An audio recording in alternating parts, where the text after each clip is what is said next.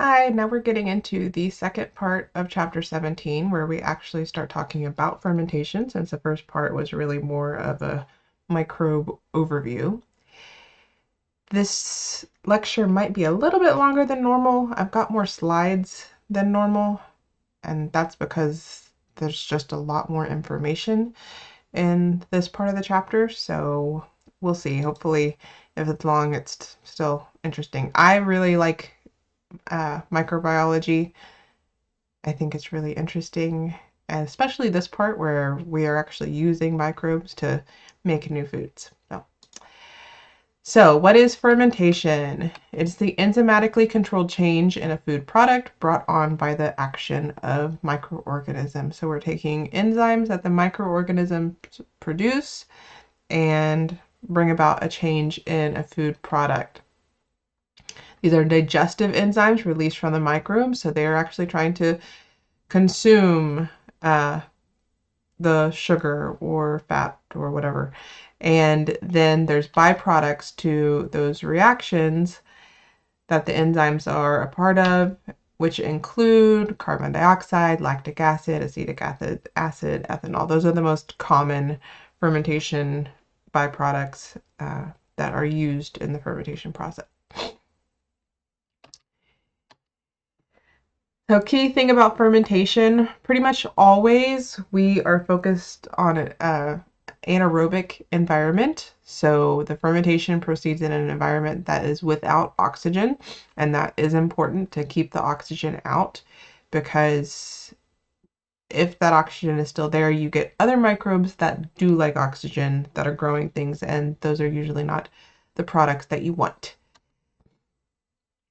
They use some organic compound that is in the food for their nutrition, and they break those compounds down, digesting them into smaller compounds, using those smaller compounds for energy and growth, and then producing some kind of byproduct to the reaction. So glucose is the most common nutrient that is used by microorganisms in fermentation for growth. It is converted to pyruvate by the microorganisms, and then depending on what the microorganism is what the byproduct is. So the lactic acid is produced by Aspergillus mold, Lactobacillus bacteria, and then Saccharomyces, of course, is a yeast, and that can be used to produce ethanol with or without carbon dioxide, although technically carbon dioxide is produced in both, but it's taken out of wine usually, as it's not part of the wine. It's just released into the air. And then, of course, we've talked about carbon dioxide production in bread by yeast before too. Some organisms can also break down protein or lipids into pyruvate, and then you can still have the same process. So going over yeast fermentation too, we've talked about yeast fermentation a lot in this class, but here's some more. So we've used this as humans for thousands of years. The yeast species that is, or I should say yeast genus that is used is Saccharomyces. Saccharose means sugar. Myces means fungus. So it's a fungus that likes sugar. The species most commonly used is Saccharomyces cerevisiae, and it is used for bread, for making alcoholic beverages, and for vinegar production. As we all know at this point, sugar is the main energy source of the Saccharomyces yeast, and it makes sense because it's a sugar fungus, right? But if the sugar is too high when specifically in bread dough, that's going to slow the growth because, not because the yeast don't like it, but because it will lower the water activity, and the yeast aren't a fan of that dehydration effect. So the Saccharomyces cannot hydrolyze starch. So in order for starch to be used as a sugar, sometimes, obviously not really at home, but in the food industry, they may add additional amylases to break down that starch to give the yeast more sugar. Also, the book says that there are some quick rise yeasts that contain a second yeast strain that's not Saccharomyces cerevisiae that can hydrolyze starch. I was not able to find actual evidence of that. I'm not saying that's not actually the case, but at least the quick rise yeasts that are sold as such, like in the grocery store for consumers, those are not that. Just because they say quick rise doesn't mean that they're this. The ones that are sold in the stores are actually just the previous like fast acting yeast that we've talked about before. So yeast starters are kind of its whole different thing. They are just actively growing yeast, and you kind of keep it as a pet kind of thing, and feed it, and then you use that starter and put that directly in. That's a little bit different than taking yeast from a packet and warming it up in warm water, and which we'll talk about in a minute, and making bread out of it. Yeast starter is different because, and we'll get into it in a little bit, but there's also bacteria growing in it as well. But it is an equal mixture of equal parts flour and water that have natural yeasts in it. You can actually create your own yeast starter at home by leaving a mixture out and just letting the yeast settle from the air. There's yeast in the air all around us, and so you just leave a mixture of flour and water out. You can potentially grow a yeast starter. Now, sometimes that goes bad, and you end up growing something else if the yeast doesn't take to it quickly and colonize, but that is a method. And the original yeast starters were made from that. And most of the time now you have a friend that, hey, can I get some starter from you so I can start my own yeast starter at home? And that's how that is done. But it can be done just by setting it out and getting yeast from the air. And then how that works is that you would take part of this starter and use it for bread and let the rest continue growing, and you feed it more flour and water, and the cycle continues with that. So specifically how we use yeast to ferment and make bread. So all yeast bread products have flour, yeast, salt, and water. They might have additional ingredients for flavor or nutrition or texture manipulation, but those are the main ingredients: flour, yeast, salt, and water in bread. So the typical process for this is you have a warm liquid and you put the yeast in it to activate it. Not always, because if it's a fast-acting yeast, then you don't have to activate it, but this is potentially the first step. Then once you have that yeast activated, you mix it with flour and your water and whatever other ingredients, and you knead that dough for development of the gluten.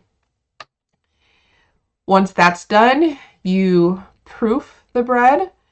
So you allow it to sit in a warm environment. That yeast grows, multiplies, and releases carbon dioxide. It also releases ethanol, which will be baked off when the bread is cooked.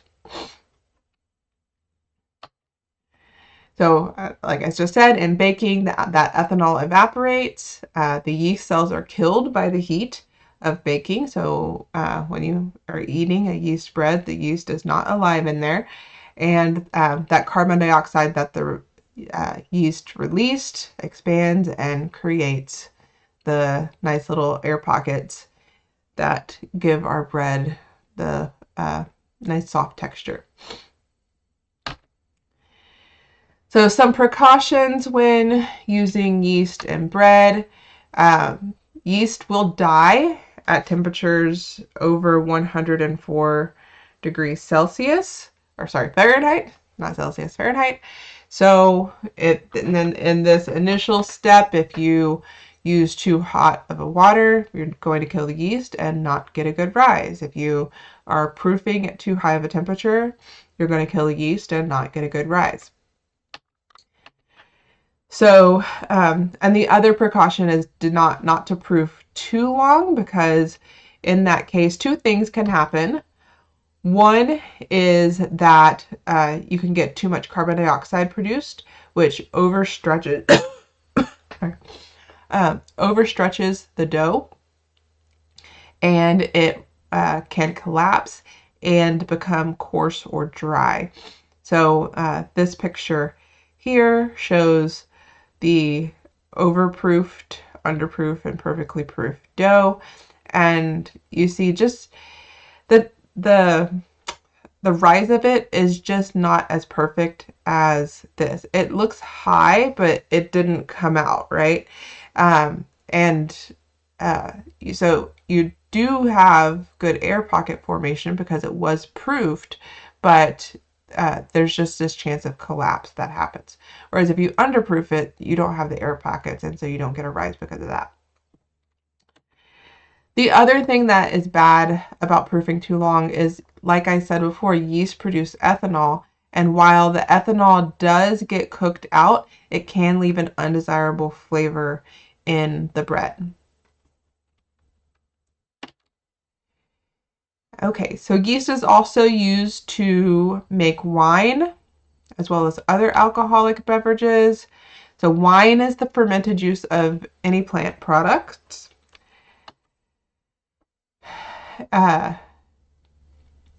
So one of the first steps that is often but not always used in wine production is the addition of sulfites, and that controls the growth of other microorganisms so that the yeast can fully take over and they don't have to worry about other microorganisms that might be in those grapes or whatever other fruit.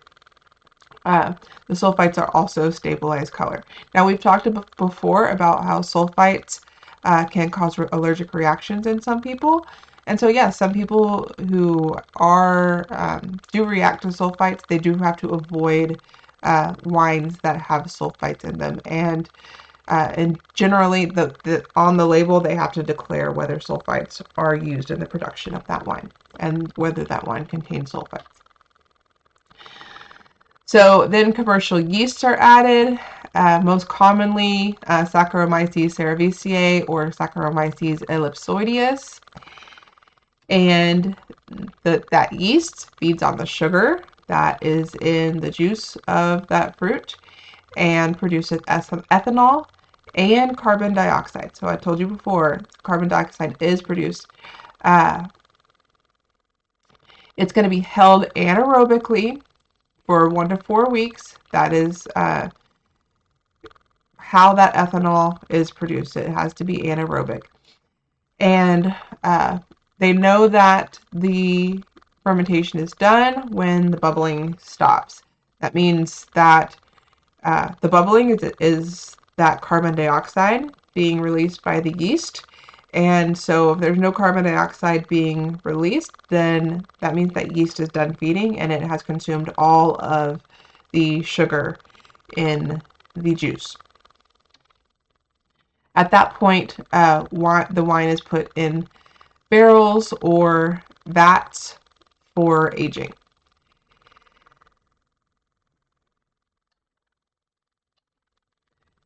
So sometimes that fermentation process is stopped before the yeast has stopped bubbling. And in that case, you're going to end up with a sweeter wine because there's still sugar available for sweetness. And also, you'll end up with a lower alcohol content because not all of the sugar has been converted into ethanol.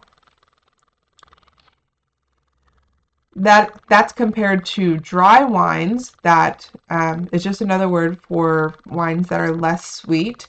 They kind of often leave a dry feeling in the mouth after you consume them, which is why they're called dry.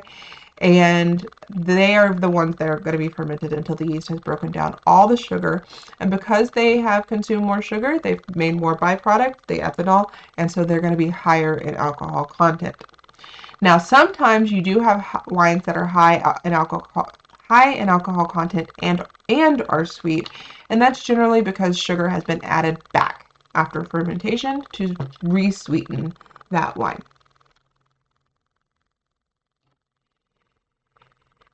So with the carbon dioxide production, that puts us in two different wine categories. Sometimes that carbon dioxide is left in the wine, and sometimes it's allowed to escape.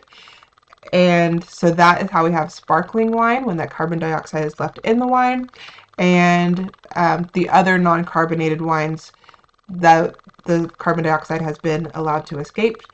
Now it might be collected, it might just be allowed to escape in the air, or it might be collected and sold to someone who needs to use carbon dioxide for something.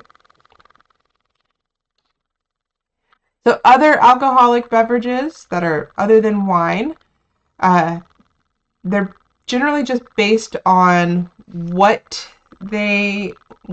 is being fermented. Okay, if it's fruit, it's wine. If it is, for example, barley, then malted barley, I should say, then it's beer. Rice is fermented rice is used for sake.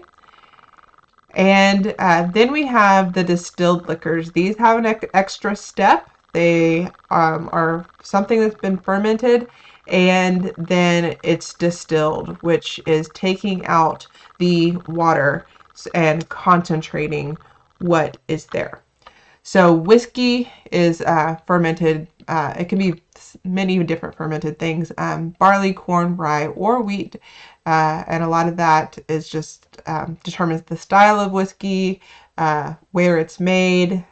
Like Kentucky whiskey uses different ingredients than Irish whiskey, for example.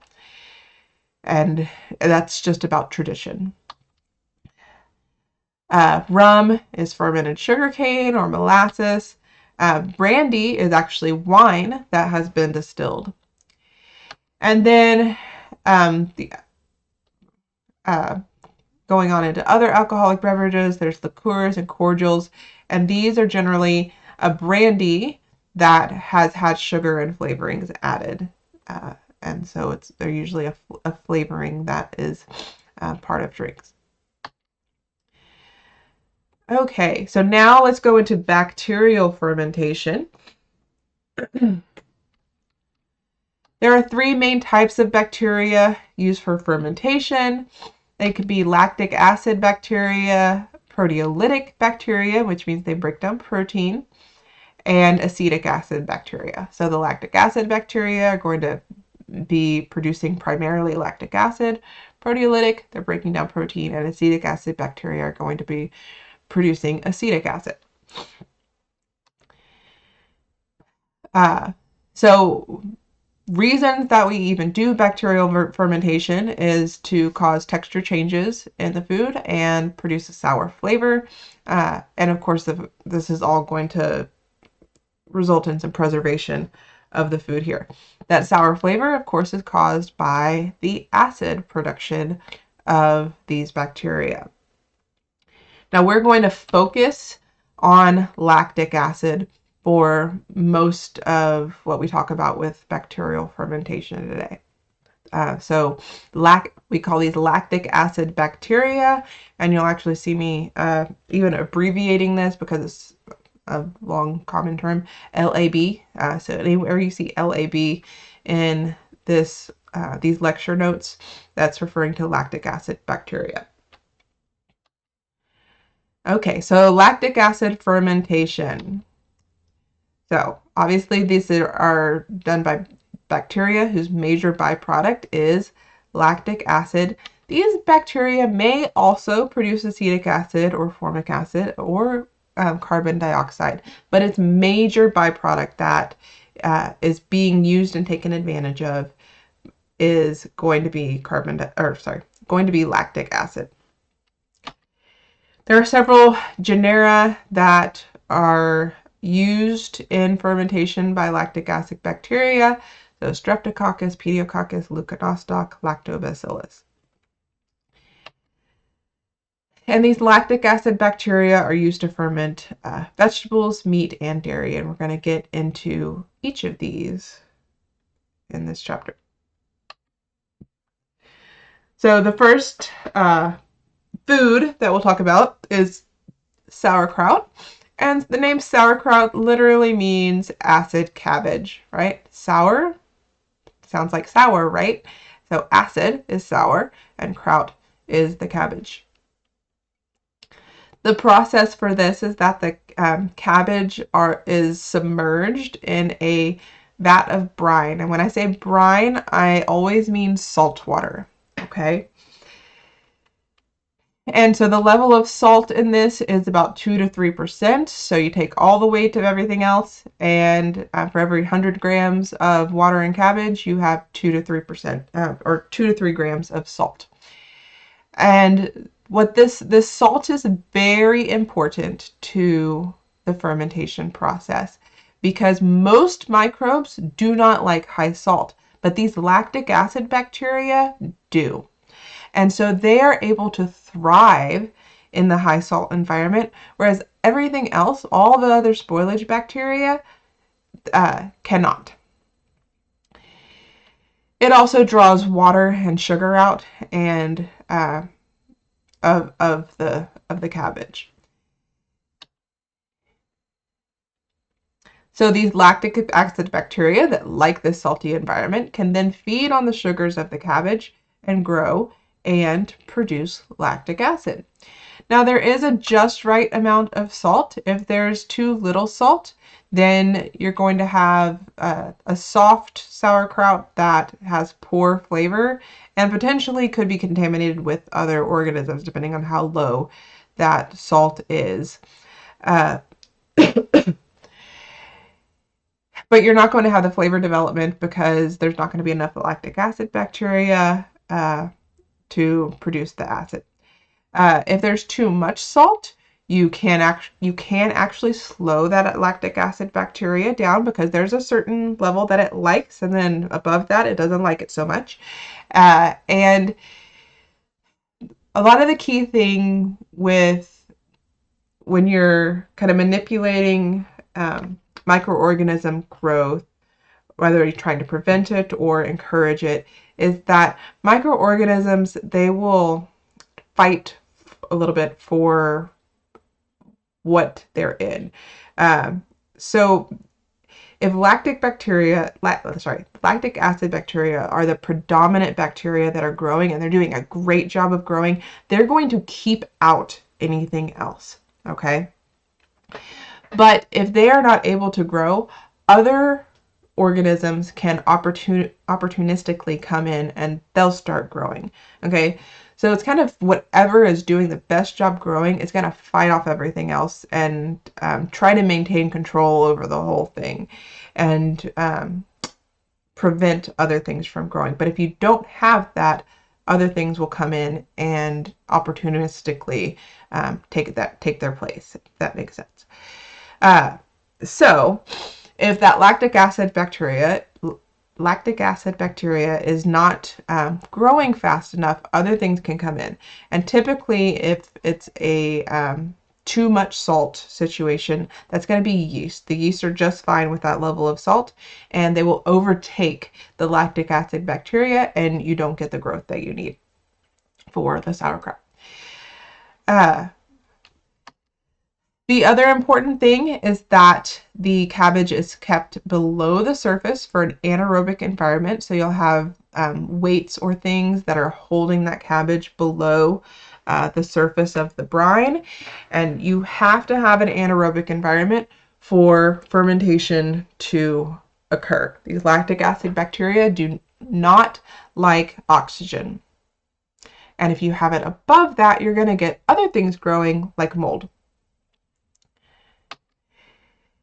So these lactic acid bacteria release carbon dioxide and lactic acid. That carbon dioxide is just allowed to escape, and the lactic acid stays with the sauerkraut.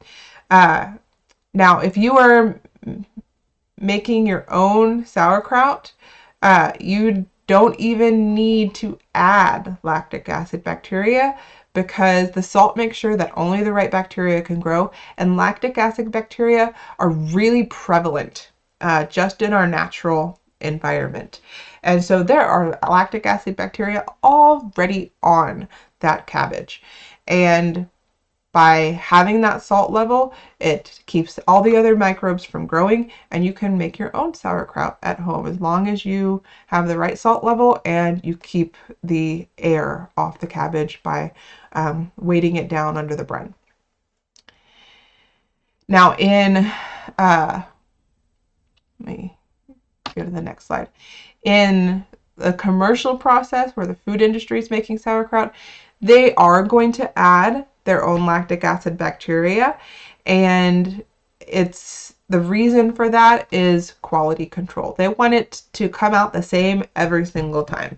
At home, if you're not adding a lactic acid bacteria culture, it's going to be a little bit different every time you make it. And that's okay, but consistency is really important for the food industry, because you want your consumer to know exactly what to expect. So I like this sauerkraut the last time I ate it, I know I'm going to like it the next time I eat it. So this fermentation is a 3 to 6 week process, whether it's at home or in the food industry. And like I said, the cabbage is weighted down to keep it under the brine surface and keep out oxygen. There are actually 3 stages of the fermentation. So the first 2 to 3 days, there's still oxygen-loving microbes that are in the sauerkraut mixture, and they gradually kind of die off or get overtaken by the lactic acid bacteria. So the first one that grows is the Leuconostoc mesenteroides, and it grows up to a certain point, and then it starts to die off. One of the things with bacteria is their products eventually inhibit their growth. And so it eventually gets to a point where it's not the ideal environment for this one anymore, but it is for these other two. And so in the day 10 and up stage of the sauerkraut making, it's overtaken by lactobacillus, and those become the main organisms that are contributing to the formation of lactic acid to make the sauerkraut. Okay, so now let's talk about pickles. There are 3 ways to make pickles and many other pickled vegetables. The first is that it's heated in a spice vinegar solution.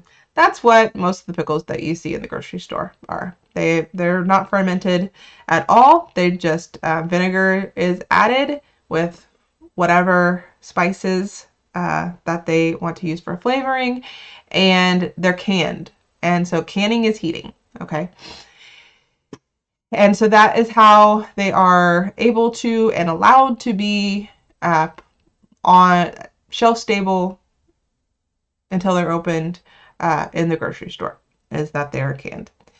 The next way is kind of the more common homemade pickle way, is that you have an acidic brine, so you have salt and acid in it, and you just pop those sliced cucumbers in the brine and put it in their fridge, and then a couple weeks later you have pickles.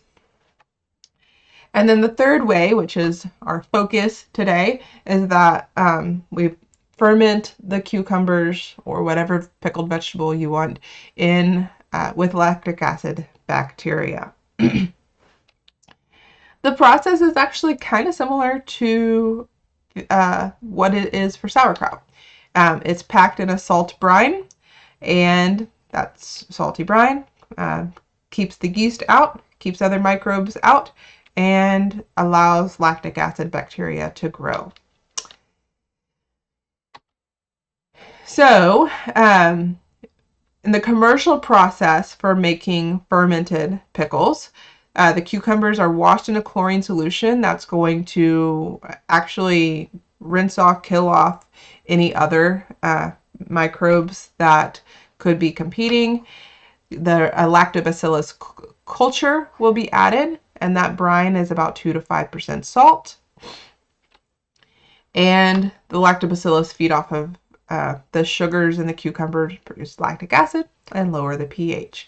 Now, just like with the sauerkraut, they're going to add a culture because they have much more control over what the end product is going to be if they have added their own culture to the product. It'll be the same every time because it's the same species of bacteria that is working on the pickles. All species of bacteria, like one lactic acid bacteria, is not necessarily like another. And so they all work a little bit differently and can produce different flavors. The natural process, so one that we might do at home, the book says that you start with the lower salt brine and then you up the salt brine, and it's a lot more salty. I have not found that. Most of the recipes and things that I've found researching this, it's really, you just stick with the 2 to 5% salt brine, just like the commercial process, and it works out just fine. So we're modifying what the natural process looked like versus what the book says. Cucumbers are placed in 2 to 5% salt brine, just like they are in the commercial process. And like with sauerkraut, the right lactic acid bacteria are going to grow because you have warded off all the other microbes. So there's natural lactobacillus in cucumbers, and it starts the fermentation process. And within a couple weeks, you have pickles. There are other things that are often added. One interesting thing to note is if you like your pickles crispy, you want to add something with tannins. And I'm not going to get too much into that, but a black tea bag in your pickles works, or bay leaves, and I saw also grape leaves. All can work to add the tannins to the process and end up with crispy pickles and not soft pickles. Okay, now olives. Olives are a little bit different than pickles or sauerkraut. The book says that the first step in olive production is the addition of lye. That is sometimes the first step, not always, and quite often not. So a modification there. So the lye, when it is added, is added to remove the bitter flavor compounds. Raw olives are bitter, especially if they are not ripe, which most when olives are green, they've been picked when they are not ripe yet. So the lye helps remove those bitter flavor compounds. Then that lye is rinsed off, and you go on to the next step. Lye is the fastest way to cure olives. You can also just soak it in brine and rinse, add another brine, rinse, add another brine. And so you're just recycling the brine until the bitter flavor compounds are out of the olives. So olives are soaked in a much saltier brine than pickles or sauerkraut. And you could probably guess that if you're an olive eater. They're usually a little bit saltier than pickles. The olives pull in that salt, and that dilutes the brine. So that is kind of a key thing there, is that you still need the brine to support just the lactic acid bacteria growth that you want. And so if that brine gets under 5%, you need to add more salt to it. Mainly lactobacillus species that are used for olive production. And then just another note here. So canned black olives, these are actually not fermented at all. And they're black because of treatment with oxygen. So they are put in a brine, and that brine, they aerate it and make sure there's lots of oxygen. And we already learned, about why they might turn black because of the oxygen, because it has phenolase, right? And so that same enzyme that we've talked about several times before, that's what turns olives black. Now, ripe olives can also be black. These ones that you get canned are not. They started out green and they treated them with oxygen. But ripe olives are dark brown to deep black. So this one is a mixture of ripe and unripe olives. And yeah, most of the time, ripe olives, when they are harvested, they're going to be going for oil and not just table olives that people are eating most of the time.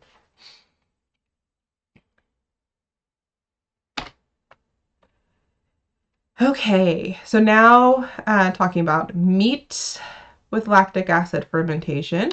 And so this is how semi-dry and dry sausage are made. These are the sausages that are shelf stable. You don't have to refrigerate, or it's refrigerate after opening kind of sausages.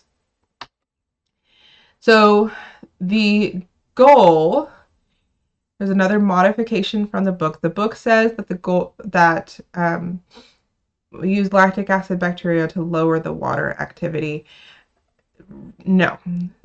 So there's two goals here. One is to lower the pH, and one is to lower the water, and the second is to lower the water activity. And between the two of these goals, we prevent spoilage from whatever other microbes and more importantly, pathogens from making anybody sick. So the pH is lowered with lactic acid bacteria.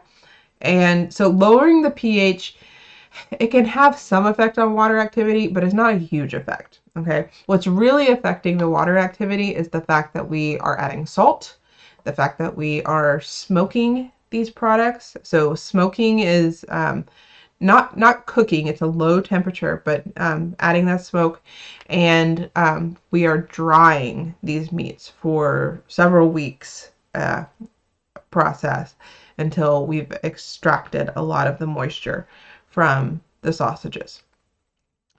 So meat is not high in sugar, but unlike all of these vegetable fermentations that we've talked about already. So dextrose has to be added to the meat, and that becomes the food source for the lactic acid bacteria. Remember, dextrose is the same as glucose. It's just the food industry term for glucose. Also nitrite is added, and that is also an additional prevention of pathogens and gives these cured meats their pink color.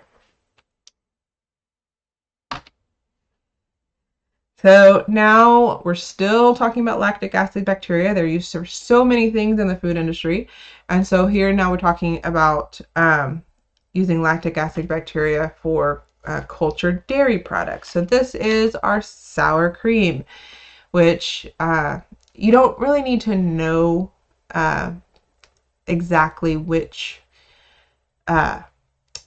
species of bacteria are used for these, but it's good to know that different ones are used to produce different results.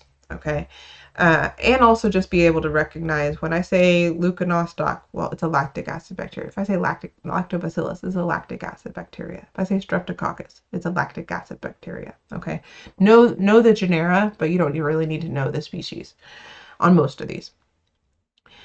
Okay, then sour cream. sorry, so yogurt is another one, obviously. That's the one that probably more of you think about when you think about cultured dairy products. So yogurt we use Lactobacillus bulgaricus and Streptococcus thermophilus. And then buttermilk, we have Lactococcus lactis. So notice how there's all this lacto and lactis, right? Like these are things that are used in milk, right? Lactobacillus bulgaricus plus Leuconostoc citrovorum. Okay. Buttermilk also is kind of traditionally made where it's more just like sitting it out, but this process you're more likely to, when you're adding actual cultures, not only more consistent with buttermilk, but you're less likely to just end up with spoiled milk. These cultures are added after pasteurization. Okay, so they have the milk or the milk product, they pasteurize it, and then they add the cultures. By pasteurizing it, they've gotten rid of everything else that could be competing with their cultures, and as well as, of course, the pathogens that could be in the milk. Then the fermentation process is stopped by cooling. So in all of these, you still have active cultures that are in that product when you buy it at the store. There's nothing that's happened in between to kill off the lactic acid bacteria in these products. So unlike bread, where like the yeast is killed off, the lactic acid bacteria are still in here. And the same goes for a lot of the fermented products that we've talked about with like the vegetable fermentation. And the key thing is that fermentation process is stopped by cooling, or in the vegetable fermentation, that if those bacteria have run out of a food source, if they have consumed all of those sugars, then of course the fermentation process is going to stop then also. But there still are live active bacteria in those. Okay. And what I was going with that is, so that's why, they say yogurt is a great source of probiotics. A lot of the lactic acid bacteria are actually great for our guts as well. And so fermented foods are good foods for us to eat.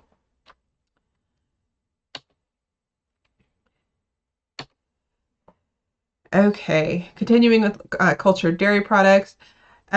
So these bacteria in the cultured dairy products are going to use lactose as an energy supply. Milk is an abundant source of lactose.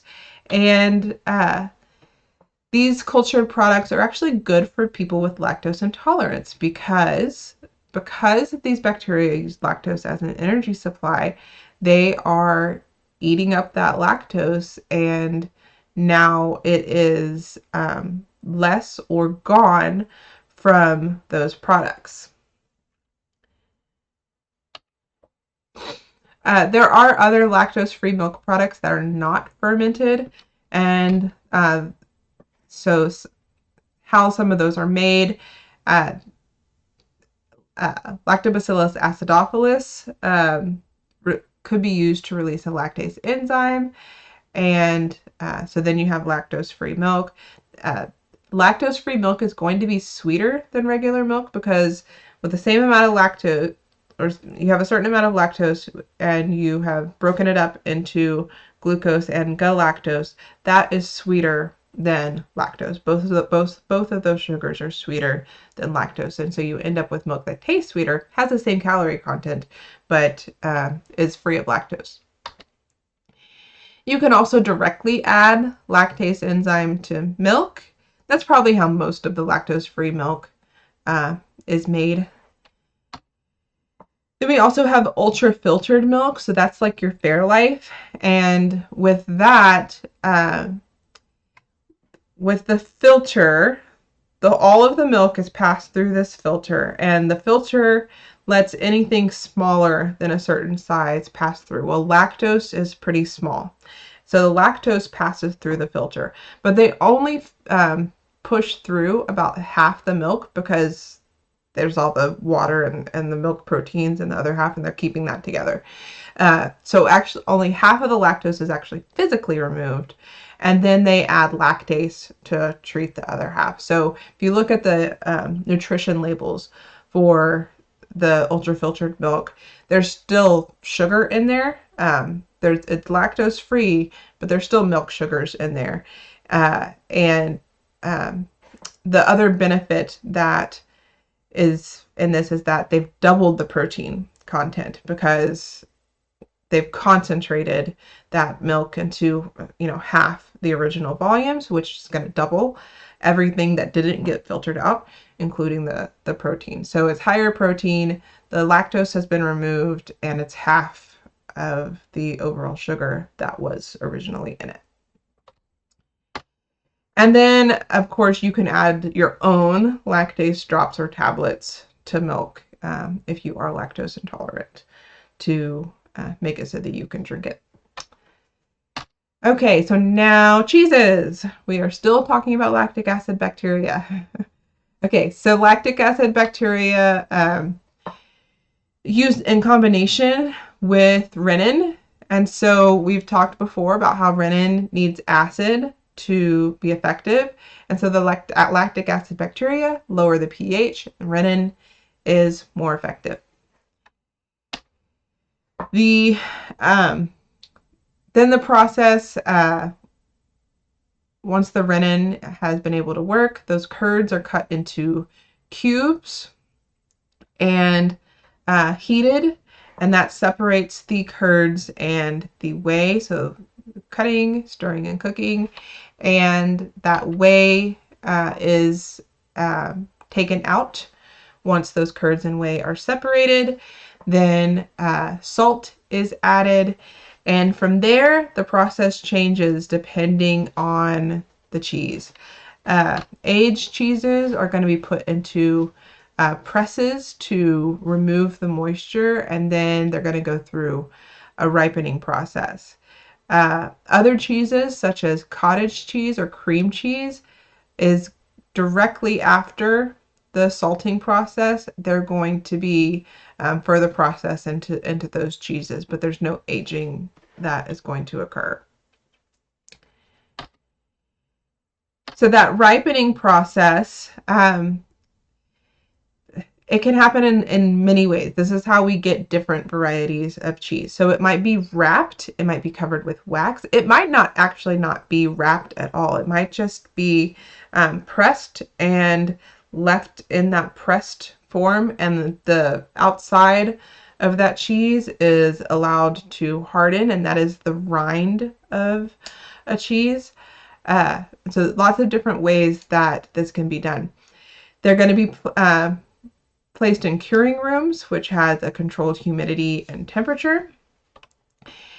And so just here's some of the examples of some different cheeses and the differences in how that ripening process occurs. So cheddar just uses the microorganisms, those lactic acid bacteria, that are already present. And so those contribute to the flavor of cheddar.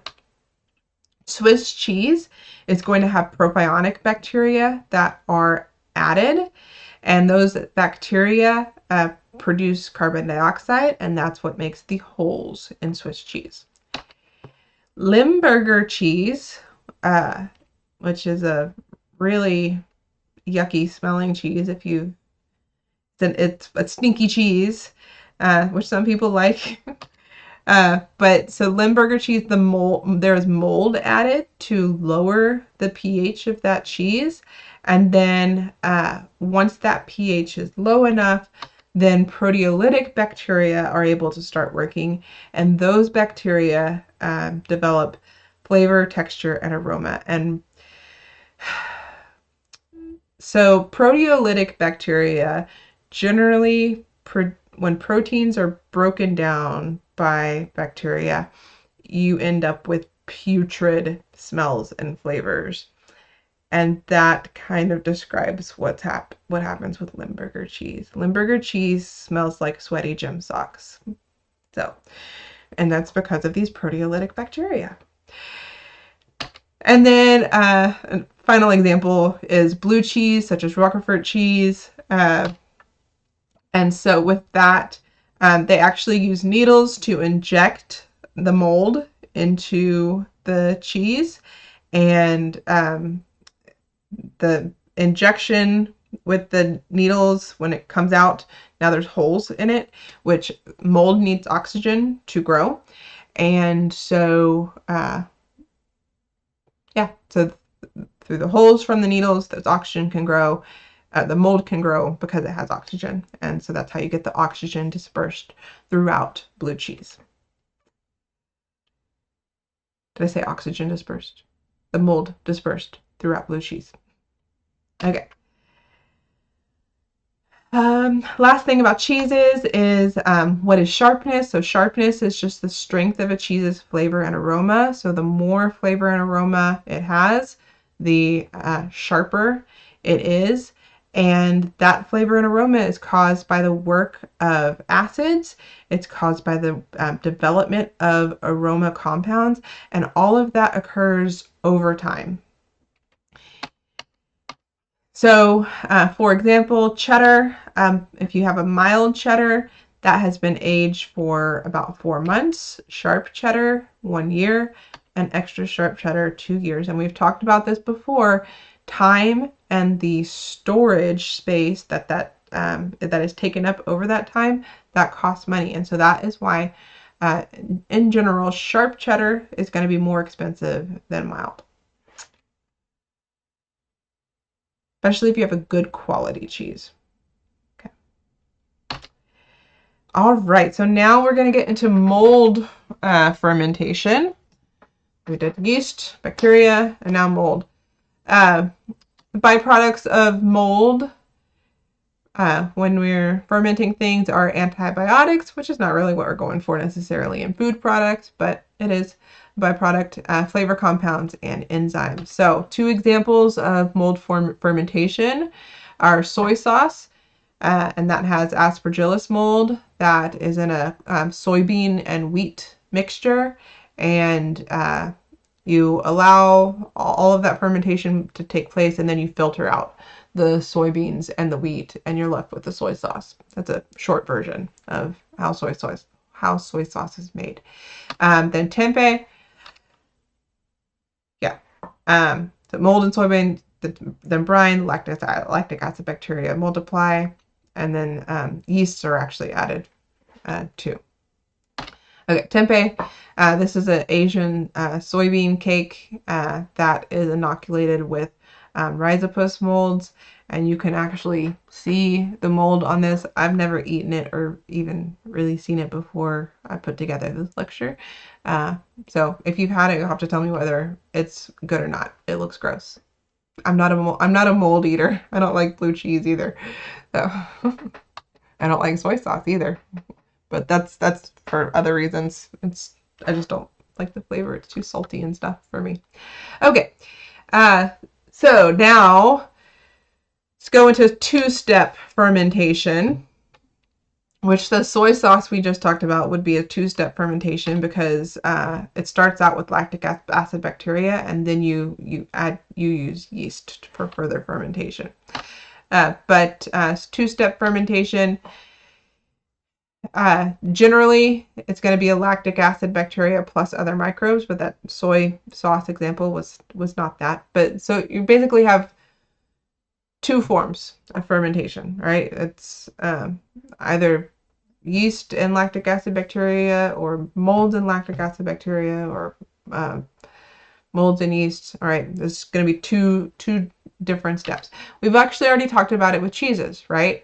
We had the lactic acid bacteria in the first step, where with the rennet, and then in the aging process, often other microbes are added and used for the further development of that cheese. So I'm not going to go into that again.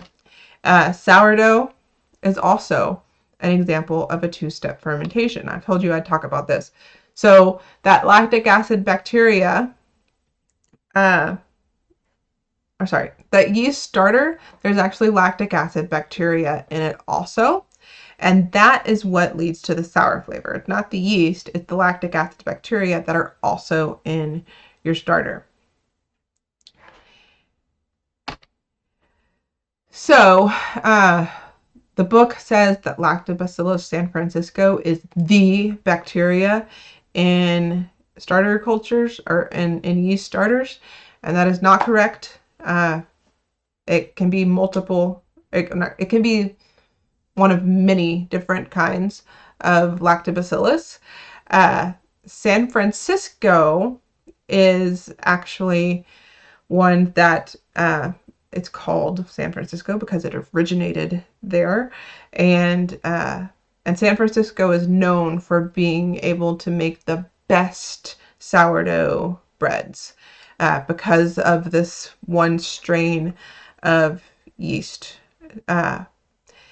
What you have in other places, it's going to be a different species, more than likely, unless you have somehow traded, your yeast starter culture all the way from that original San Francisco starter or a San Francisco starter. But it's not always San Francisco. There can be lots of different ones. Okay. All right, continuing, two-step fermentation. Two-step fermentation can also be used to make acetic acid, also known as vinegar. So acetic acid fermentation, you start out with yeast. And so yeast converts the sugars to ethanol. And then once you have that ethanol produced, Acetobacter bacteria convert ethanol to acetic acid. Okay. So forms of this, red wine vinegar. So you can take red wine and often you just expose it to oxygen and there's these Acetobacter bacteria there and you can produce acetic acid from it. But red wine vinegar, I mean, they're like all these that I'm doing, there's an at-home method and there's a commercial method, and the commercial method is going to use cultures. Okay. So red wine vinegar, they take red wine, add Acetobacter bacteria, and produce red wine vinegar. White vinegar is made from this process with water and wheat. Apple cider vinegar is made from apple juice. And there's actually another method where you can make it with just full apple fruit, take out the seed and the core, basically, and do alcoholic fermentation, and then add the Acetobacter and do acetic acid fermentation. The Acetobacter bacteria do require oxygen. Okay, so in the first process where the sugars are converting, or the yeast are converting sugars to ethanol, we are doing that anaerobically. The second part of the process for this one, Acetobacter bacteria, they like oxygen, and so we're going to add that oxygen back in. Okay, and that is why if your moms have wine at home and it hasn't been drank in a while, it was opened and then it wasn't drank in a while, and it becomes vinegar because it had that exposure to oxygen after it was opened. Okay, and cacao beans, the process of chocolate making is also an acetic acid fermentation. So there's an alcoholic fermentation too, first, and then an acetic acid fermentation to make that chocolate. Okay, benefits of fermentation are that we are preserving foods, that they're going to last longer, right? This yogurt, this sour cream, this cheese, it lasts longer than the original milk that we had. Sauerkraut, it's going to last way longer than that cabbage we had. The cucumbers last way longer when they're fermented. Okay, the acidity makes things, preserves things and lets them last longer. And we're able to consume them over a longer period of time.